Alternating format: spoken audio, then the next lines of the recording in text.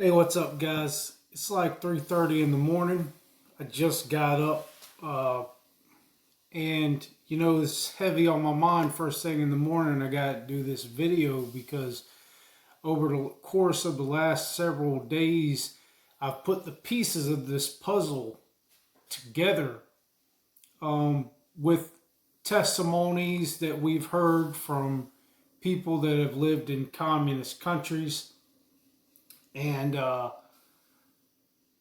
it's like a little light bulb just went off over my head, and everything that we've been experiencing over the last year suddenly seems to make sense, not in a beneficial way, but in a way that, well, it just, well, how about I just get into it?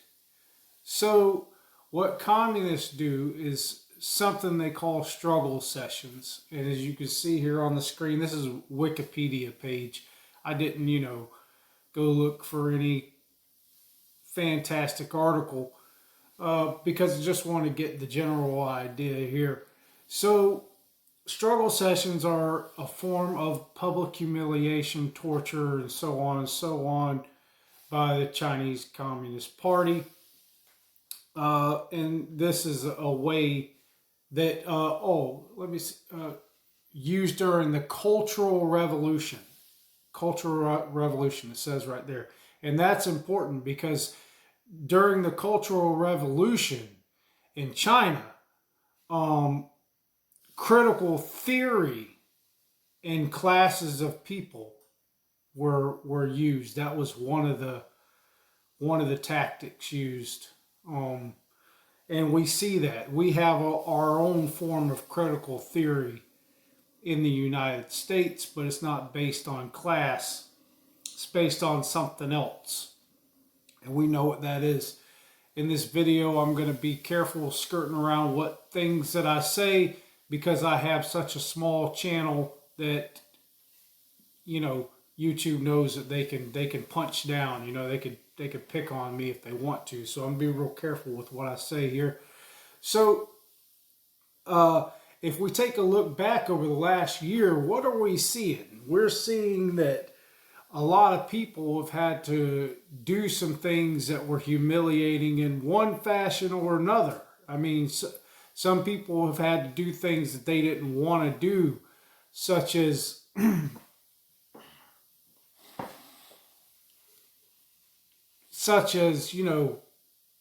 wear something that they didn't want to wear. And they were being forced to do that. They were struggled to do it. And now we see a creation of a two-tier system. A two-tier system in many places where certain persons that have taken a medical procedure, so to say, are granted access and better treatment than those that are resistant.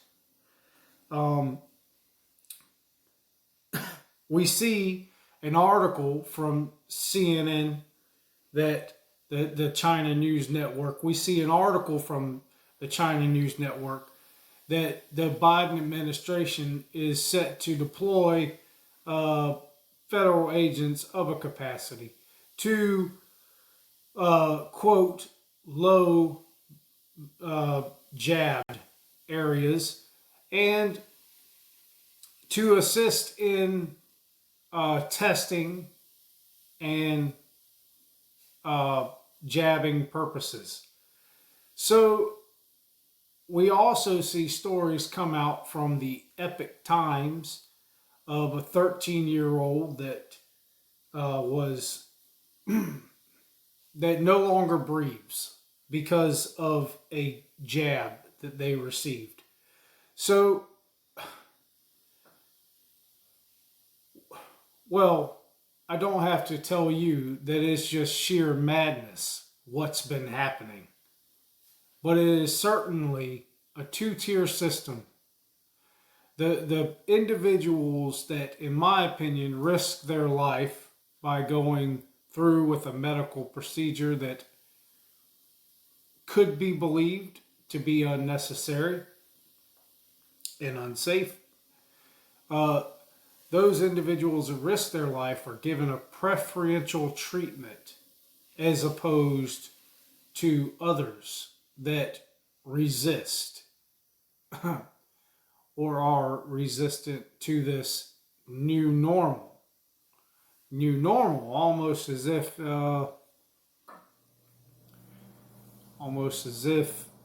we're accepting a new way of life. I'm reminded of the Whitney Webb article, how the U.S. intelligence agency is using COVID to fulfill an Orwellian dream. Article by Whitney Webb. I'll leave a link in the description. Not going to go on and on and on. So the whole idea, and a lot of people have said it, is that there is, in my opinion and many others' opinion, those that seek to install communism, not only in the United States, but throughout the world. And I've noticed a trend with all of those that advocate for communism. All of those that advocate for communism are always the ones that see themselves as the administrators, the supervisors, the leaders of the movement, overlooking the slaves that must produce. Pay attention to that.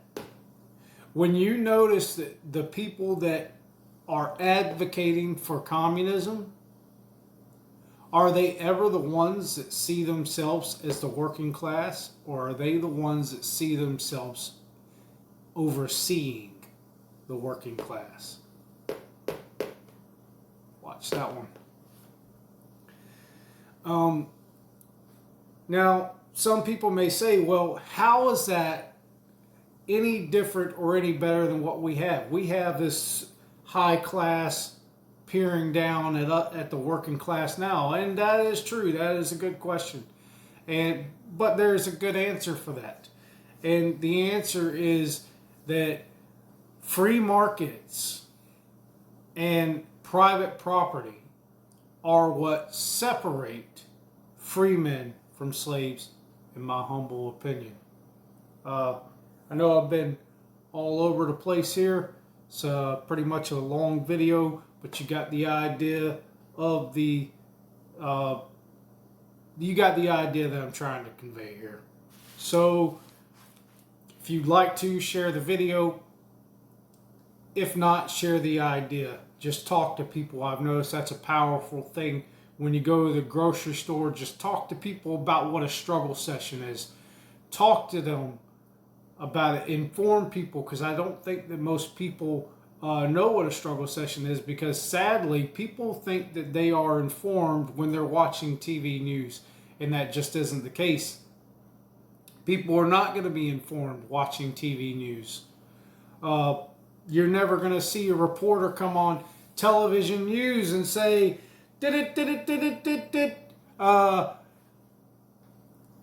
over the last course of the year, I've noticed that possibly we're in a struggle session. It's never going to happen. It takes construction workers like me who just can't stop thinking and has a wild idea that other people might want to hear what he's got to say. Usually not many do. Which is why, last thing I'll touch on, which is why, in my opinion, the World Economic Forum has released an article. I'll also include that article in the description. Released an article stating that they need to make an effort to restructure the internet so that they can decide what content is allowed to be created.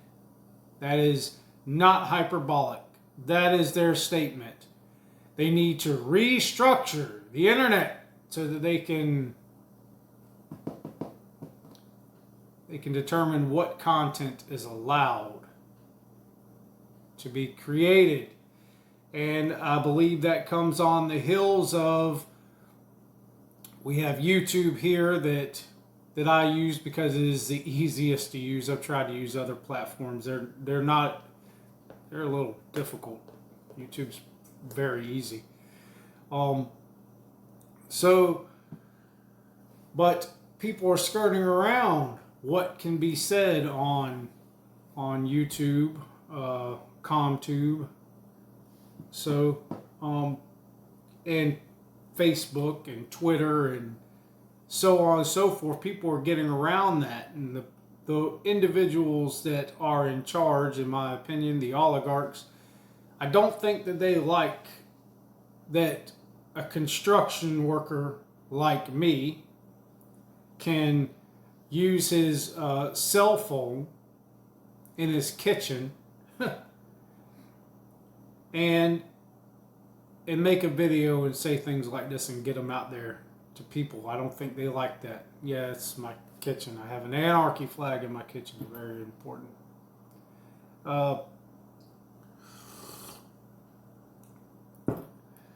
lot of people don't understand what anarchy is. One day I am going to do a video. I keep saying I'm going to do it. I'm going to do a video one day on what anarchy is and how it's misunderstood. You guys love your country, and I gotta say, and don't get it twisted about me being an anarchist. I love my country. Love your country, not your government. Stand with your countrymen, united with your countrymen. There's unity in power, or excuse me, there's strength in unity. Stand with all of your countrymen. Boy, do they have us divided something serious. I want to touch on one last thing. I'm sorry, I'm not trying to pad the run time here, but I do have to touch on this.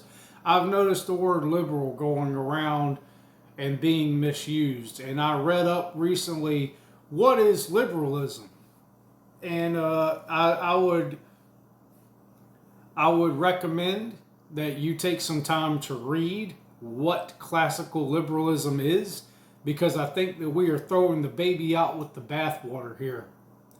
And I think that it is also with the demonization of liberalism, that is, because if we read up on what classical liberalism is, it's actually a very positive thing, and it is a great part of American ideology. So I don't think that we should be throwing liberalism out with communism, which is what we need to be throwing out here. We definitely need to throw communism out of here, but liberalism has, you can debate it, but we definitely shouldn't throw it out. And we really shouldn't be demonizing people that are liberal, Americans that are liberal. We should not be doing that, because we need unity. We need those people on our side. And, you know, well, to make a long story short, we have to get as many people as we can on our side. So let's not demonize police. Let's talk to the police. Let's not demonize liberals or conservatives. Let's talk to them about a common goal, because I think that we all have a common goal and a common need to be free and to be happy. And it doesn't matter the smaller parts of our politics don't matter as much as that one principle of freedom. You guys enjoy your day.